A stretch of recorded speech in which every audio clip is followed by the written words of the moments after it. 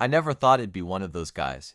You know, the kind of man who sits down at 2 in the morning, staring at the glow of his laptop, trying to stitch his thoughts into something coherent so strangers on the internet can tell him he's not insane.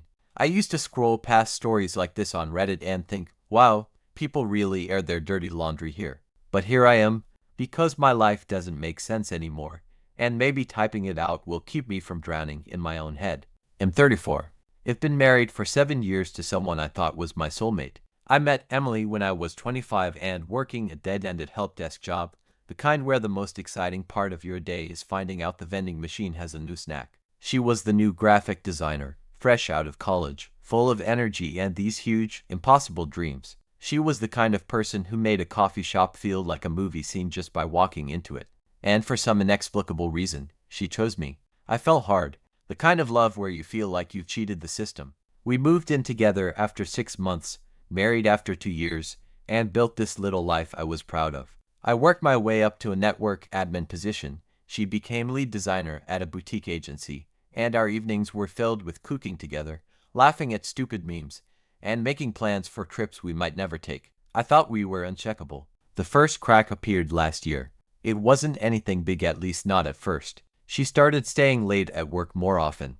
At first, I didn't think much of it. She's ambitious. Deadlines happen. But then her phone started living face down on the table, notifications silenced. She started laughing at texts and saying, oh, just work stuff before tucking her phone back into her bag. And the thing is, I wanted to trust her. Trust was the foundation of everything we had. But a little voice started whispering at the back of my mind, and it wouldn't shut up. One night, about 3 months ago, she came home later than usual, said she'd been out for drinks with the team. She smelled faintly of whiskey and perfume that wasn't hers. When I kissed her hello, she pulled back a fraction too quickly. I told myself I was imagining it. But later, when she was in the shower, I picked up her phone. I know how that sounds. I hated myself for it even as I typed in her passcode. And that's when I saw the messages. They weren't explicit, not exactly. But the tone was unmistakable. The kind of half-joking, half-intimate banter that sits right on the line between friendship and something more. His name was Matt. I scrolled back, my stomach hollowing out with each message. I saw the way they talked about their little inside jokes. The way she said, I wish I could see you right now at 11:47 p.m. The way he called her M. No one calls her that. Not even me. I didn't confront her right away. I wanted to believe there was a reasonable explanation. I spent the next week paying closer attention. Her work drinks nights became more frequent. She guarded her phone like it contained nuclear launch codes. And then, one Thursday night, she told me she had a team meeting that would run late. Something in me snapped. I waited 15 minutes after she left, then got in my car and drove downtown to her office. She wasn't there. The office was dark, the parking lot half empty. I sat in my car for an hour, texting her, "How's the meeting going?" She replied, "Just started, might be a long one." My hands were shaking so hard I nearly dropped my phone.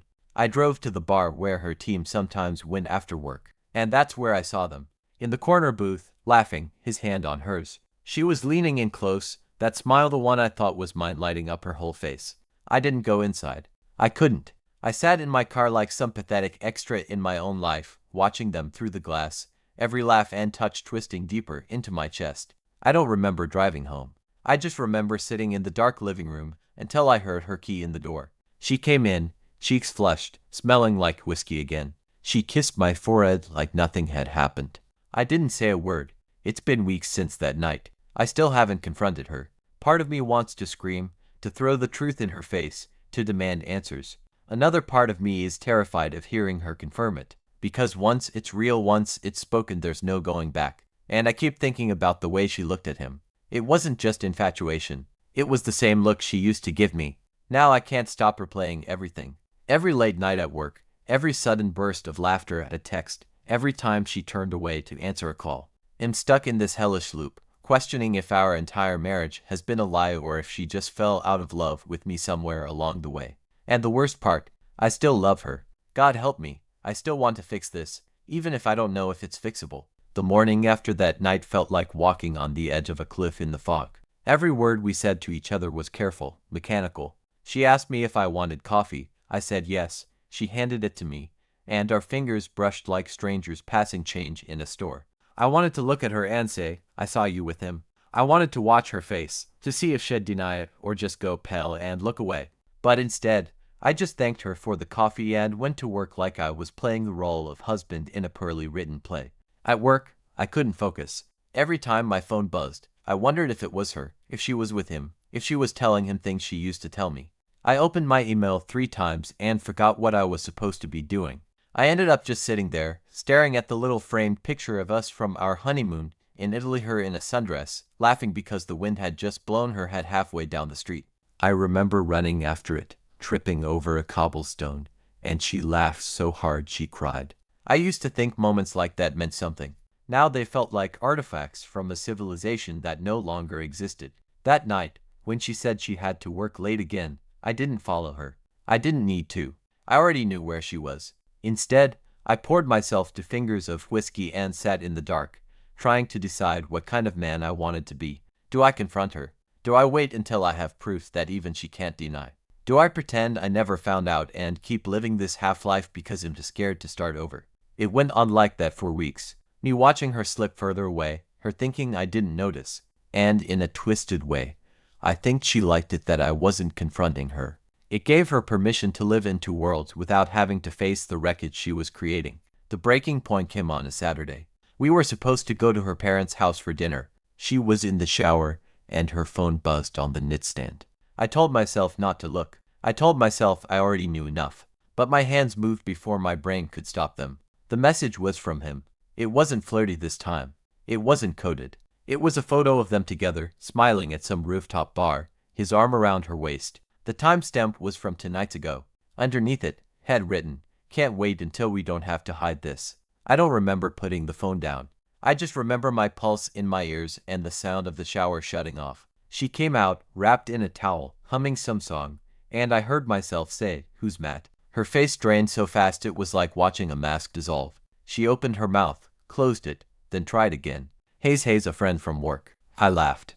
It wasn't a happy laugh. Friends don't send each other pictures like that. Friends don't talk about not having to hide things. Her eyes went glassy. "You went through my phone." "I went through your lies," I said. My voice was shaking, but not from fear, at least not the kind I'd been living with. It was from finally letting the dam break. "How long, Emily?" She sat on the edge of the bed, staring at the floor like it might open up and swallow her. "Since last summer." Last summer. Nearly a year. Nearly a year of her living one life with me and another with him. A year of me cooking dinner for us while she was texting him under the table. A year of her kissing me goodnight and then rolling over to message him sweet dreams. The thing I didn't expect was that I didn't feel rage. Not at first. I felt hollow, like someone had scooped out my insides and left me with nothing but skin and clothes. I asked her if she loved him. She didn't answer right away, and that hesitation, that tiny pause, was my answer. I told her to leave. She cried, begged me to talk about it, said she didn't want to throw away what we had, but what we had was already gone. She had thrown it away a long time ago. She had just been hiding the trash under the bed. I watched her pack a bag, watched her pause to look at me like maybe it'd change my mind, and then she was gone. The apartment is quiet now. Too quiet. I catch myself expecting her keys in the door at 6 p.m., her laugh from the kitchen. I still find strands of her hair on the couch, her handwriting on post-it notes. The life we built together is still here, just without the person it was built for. I don't know what comes next. I've been sleeping on the couch because our bed feels like a crime scene. I go to work, come home, pour a drink, and scroll through Reddit like maybe someone here will have the words I need. People say time heals everything, but I think that's only true if you want to heal. Right now, part of me wants to hold onto this hurt, to remember exactly what it felt like the moment I realized the person I trusted most was capable of breaking me in ways I didn't know I could break. And maybe that's why I'm writing this, because I can't say it to her, and I can't say it to my friends without seeing that look of pity in their eyes. But here, I can tell the truth. I loved her more than I've ever loved anything, and she still chose someone else. That's a kind of wound you don't just walk off. That's a mark that stays.